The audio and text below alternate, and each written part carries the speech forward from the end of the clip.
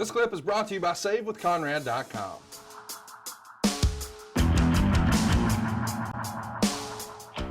Let's talk about our main event. This is going to be a big one. Of course, Undertaker and Brock actually had a Hell in a Cell 13 years prior to this. No Mercy in October of 2002. And of course, they had a feud in the early 2000s on SmackDown and did a little face off in the UFC when Undertaker was just in the crowd as a spectator at a Brock Lesnar match. But the big story is WrestleMania 30.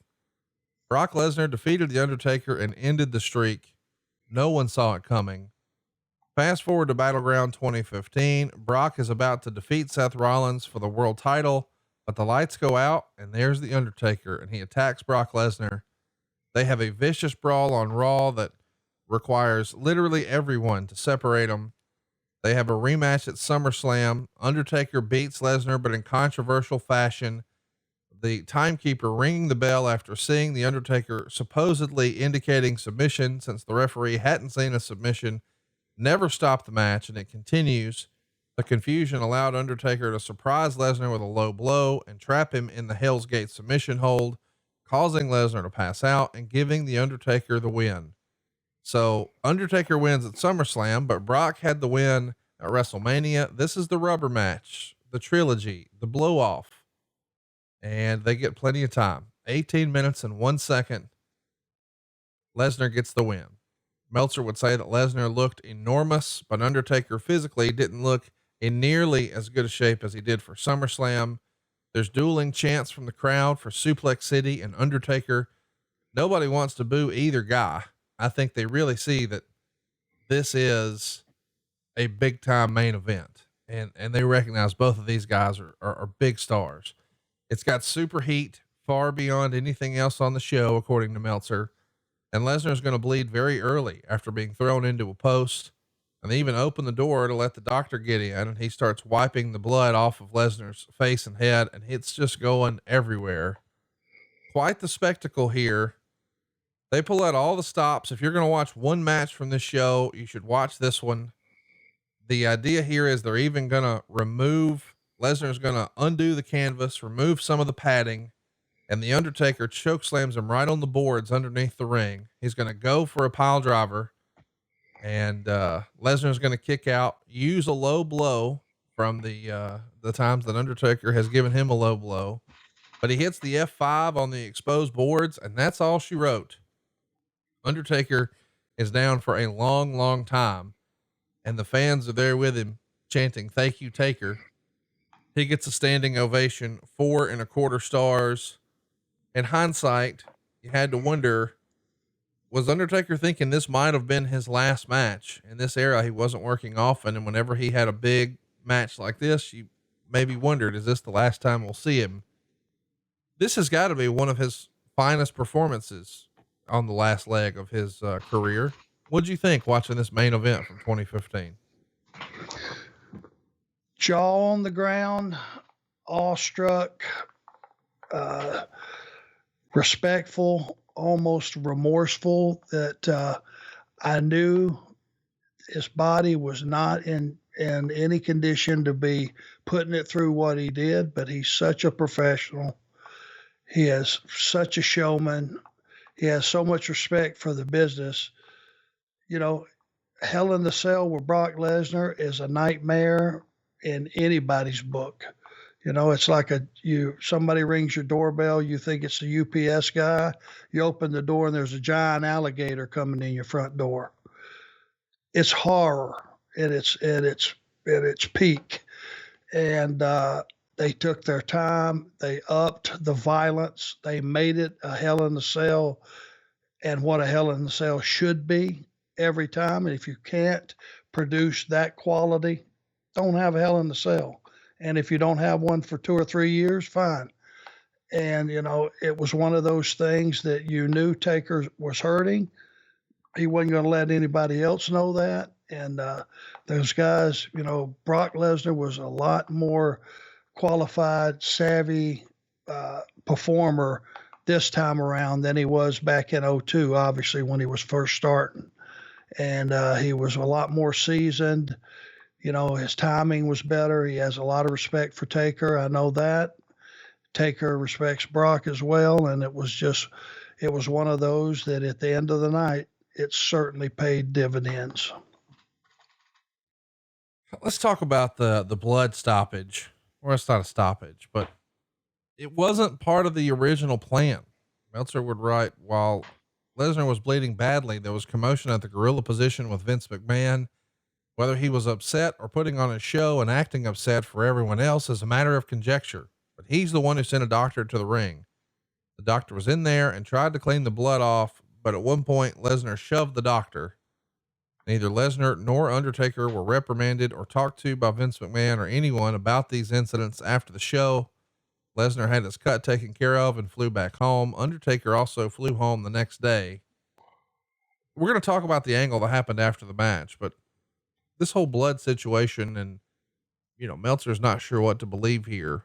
Was this, it feels like it was a legitimate cut and that Vince was concerned, but then, there is he shoved the doctor. So maybe they're just working.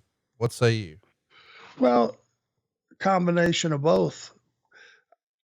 If you go back and look, that's where Lesnar almost cut the post in half.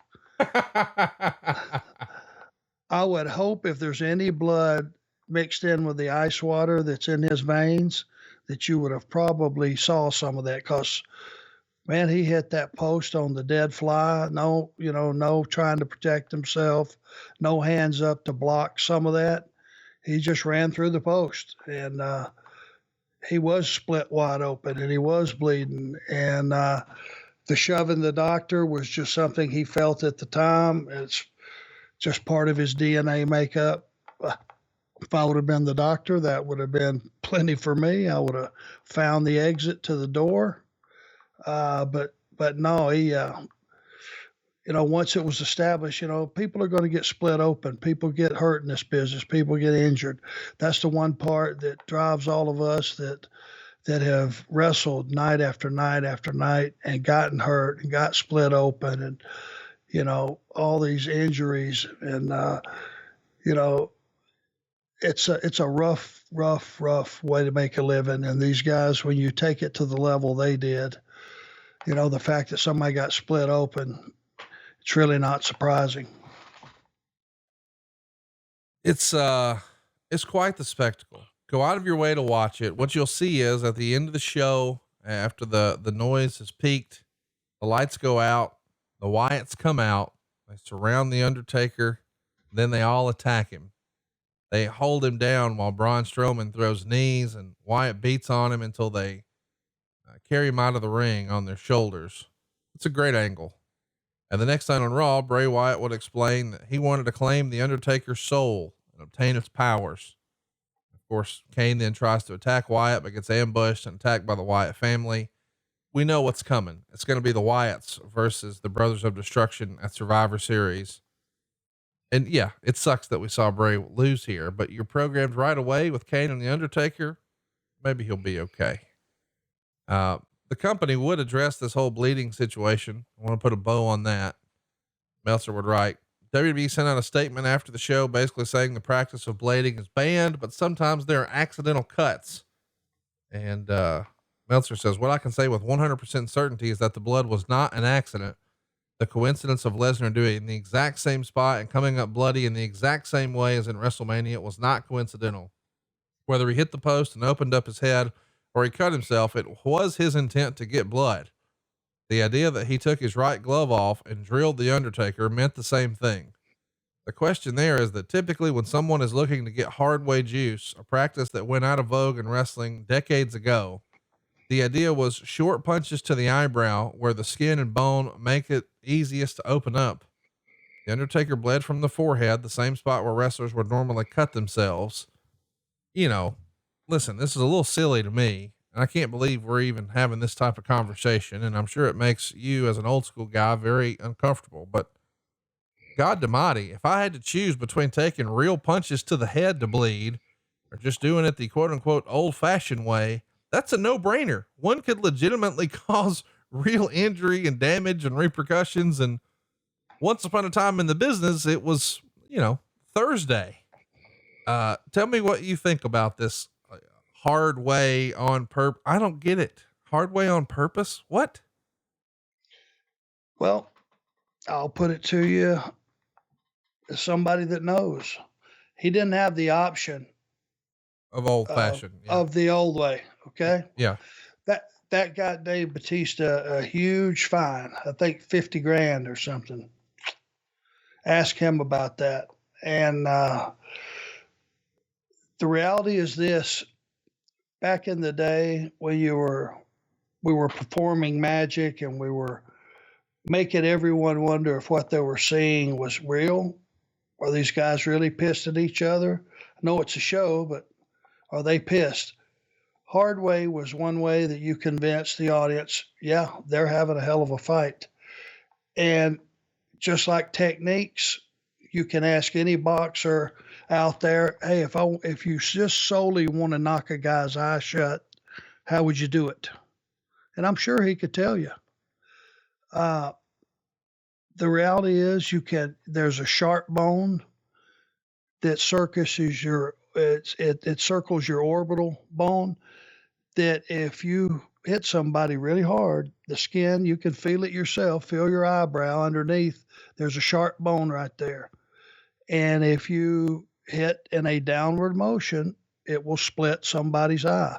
Now, if you find that to be gruesome, you're right. You find that to be violent, you're right. And if it's somebody that don't know what they're doing and they're knocking the piss out of you everywhere but where that sharp bone, then you're going to get your eyes knocked shut anyway, and it's going to be really, really painful.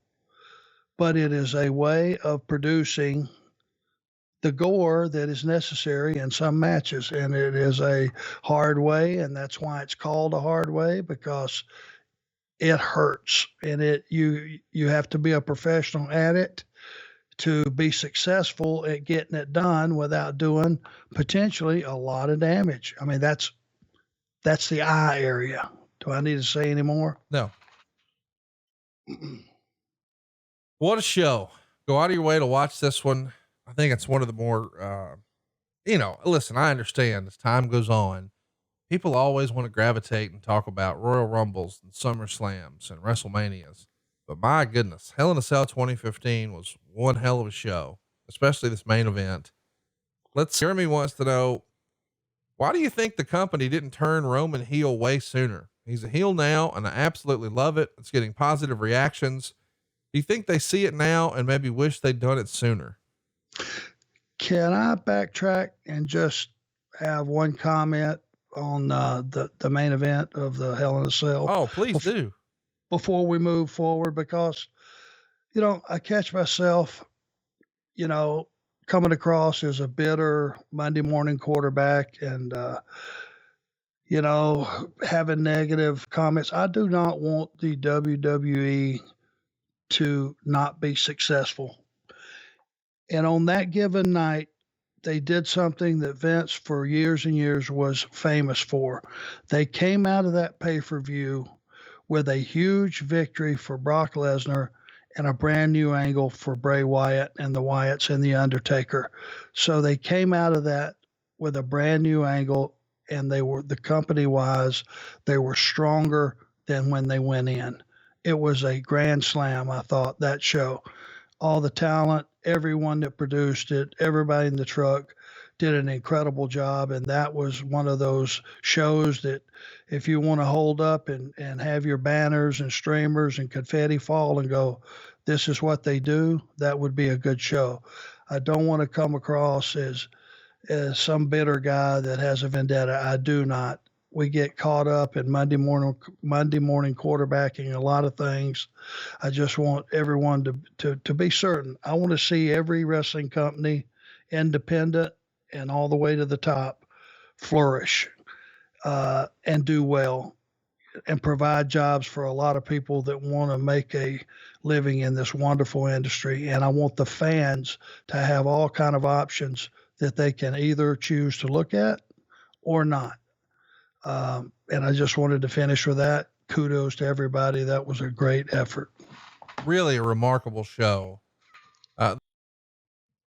Captain Zach wants to know, do you think at this point in Undertaker's career that he was seen as a legitimate threat to Brock, or do you think this match was booked more as a spectacle? I think on any day, Undertaker's a threat to anybody just because of the strength of character, his resume, who he is, and the fact that he has that supernatural flavor to the character itself. It allows you to suspend your disbelief. And when he could pull it off physically, nobody in the building questions that what they just saw wasn't so. Hey, it's Conrad Thompson. Thanks for checking out the podcast here on YouTube. Be sure to hit the subscribe button and the notifications bell so you get a notice anytime we upload some new content. And go save yourself some money right now. If you're in a 30-year loan or you have credit card debt, it's not a matter of if I can save you money. It's a matter of how much. Find out right now for free at SaveWithConrad.com.